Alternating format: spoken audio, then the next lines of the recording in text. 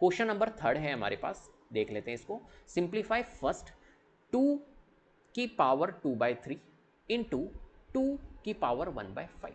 अब यहाँ पर लॉज ऑफ एक्सपोनेंट कौन सी लग रही है, सबसे पहले क्वेश्चन अपन नोट कर लेते हैं। तो यहाँ पर है 2 की पावर 2/3 और डॉट मतलब क्या होता है पता है, मल्टीप्लाई। यहाँ पर डॉट है ना, इसका मतलब है मल्टीप्लाई 2 की पावर 1/5, राइट।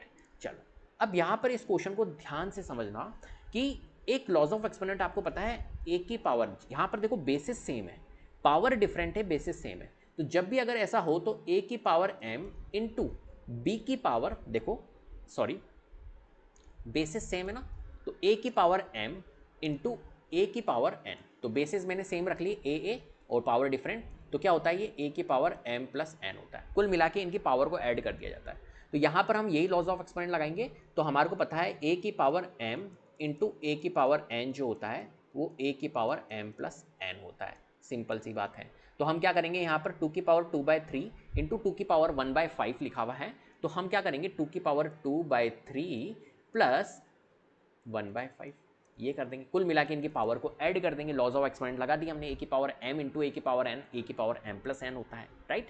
तो यहाँ पर हम क्या करेंगे, यहाँ पर इनकी पावर को ऐड कर लेंगे, सिंपल।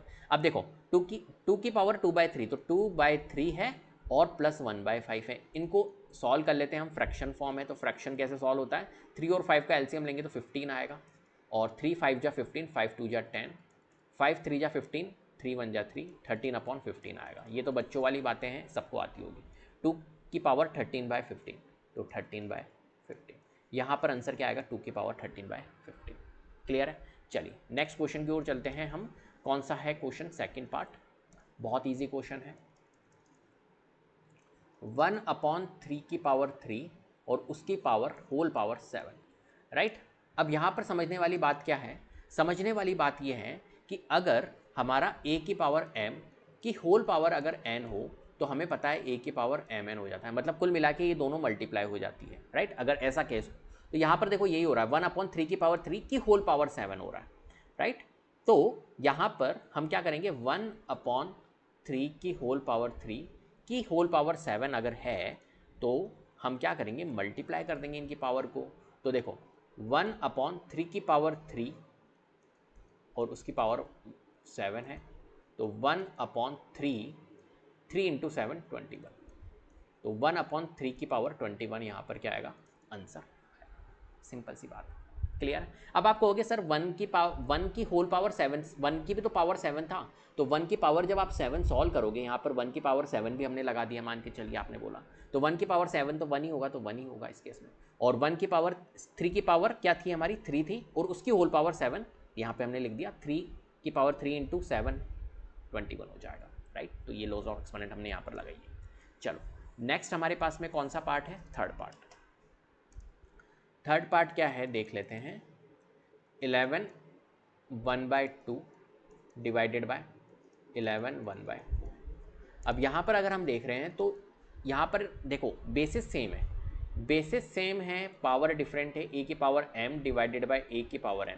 डिवीजन है यहाँ पर, और डिवीजन अगर होता है तो माइनस हो जाती पावर, ए की पावर m माइनस n, ये लॉज ऑफ एक्सपेंड लगेगी।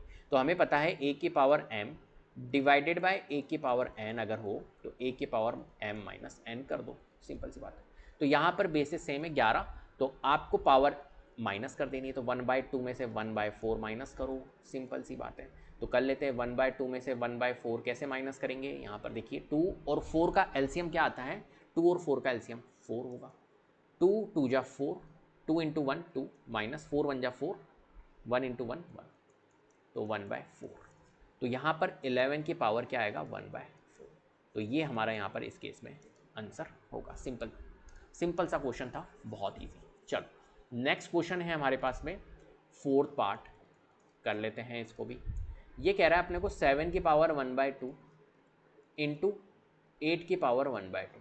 अब अगर इस केस में आंसर देखोगे तो देखो a की पावर m, ठीक है, यहाँ पर आपका पावर सेम है लेकिन बेसिस डिफरेंट है, तो a की पावर m इंटू बी की पावर m, देखो यहाँ पर मैंने बेसिस डिफरेंट कर दिए, पावर को सेम रखा है। तो अगर a की पावर m इंटू बी की पावर m हो तो क्या होगा, a इंटू बी कर दो, ए बी की होल पावर क्या आ जाएगी, सेम पावर आ जाएगी m। तो कुल मिला के यहाँ पर क्या करना है हमारे को, इसको और इसको मल्टीप्लाई कर देना है, 7 इंटू 8 की होल पावर क्या लगा दो 1/2, कॉमन पावर लगा दो। तो 7 × 8 कितना होता है 56 होता है, तो 56 की पावर 1/2 यहाँ पर इस केस में आंसर। क्लियर? क्योंकि यहाँ पर बेसिस डिफरेंट है लेकिन पावर सेम है, तो ये लॉज ऑफ एक्सपेरिमेंट लगेगी a की पावर m इंटू बी की पावर m, ए बी की होल पावर m होता है। क्लियर है? ठीक है, इस तरीके से अपने को यहाँ पर क्या करना है, इन क्वेश्चंस को सॉल्व करना है। इसी के साथ में ये एक्सरसाइज हमारी कंप्लीट हो चुकी है। तो उम्मीद करता हूँ आपको वीडियो पसंद आई होगी। अगर वीडियो पसंद आई है तो प्लीज़ लाइक कीजिए, शेयर कीजिए, चैनल को सब्सक्राइब कर लीजिएगा, बेल आइकन को जरूर प्रेस कर लीजिएगा, जिससे कि अपकमिंग वीडियोज़ के नोटिफिकेशन आपको टाइम टू टाइम मिलते रहे। Thank you so much.